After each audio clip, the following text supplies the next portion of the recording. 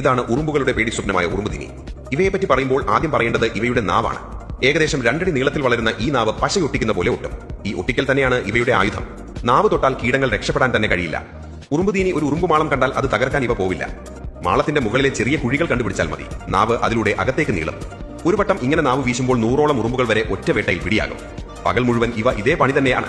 ഒരു ദിവസം ശരാശരി 30,000-ഓളം കീടങ്ങളെയാണ് ഇവ വേട്ടയാടുന്നത്.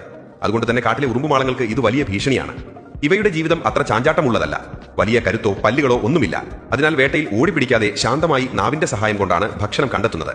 ശബ്ദമൊന്നുമില്ല, അനാവശ്യ ചലനങ്ങളുമില്ല. മന്ദഗതിയിലും സൂക്ഷ്മതയിലുമാണ് ഇവയുടെ വേട്ട. ഇവയുടെ ജീവിതത്തിന്റെ മറ്റൊരു വിചിത്ര ഭാഗം ഉറക്കം. ദിവസത്തിൽ ഏതാണ്ട് 15 മണിക്കൂറോളം ഉറക്കമാണ്. മഞ്ഞുള്ള ഇടങ്ങൾ, തണൽ കിട്ടുന്ന സ്ഥലങ്ങൾ, ഒറ്റപ്പെട്ട ഭാഗങ്ങൾ ഇവയ്ക്ക് ഇഷ്ടമാണ്. ഒറ്റയ്ക്കാണ് ഇവ സഞ്ചരിക്കുന്നത്. കൂട്ടത്തിലൊന്നും ഇവയെ കാണാൻ സാധിക്കില്ല. പ്രകൃതിയിൽ വലിയ ആയുധങ്ങളൊന്നുമില്ലെങ്കിലും ഈ ഒരു നീളനാവ് മാത്രം മതി ഇവയ്ക്ക് ജീവിക്കാൻ. ചെറുതായിരുന്നാലും അതിശയിപ്പിക്കുന്ന കഴിവുകളുള്ള ഒരു ജീവിയാണ് ഉറുമ്പുതീനി.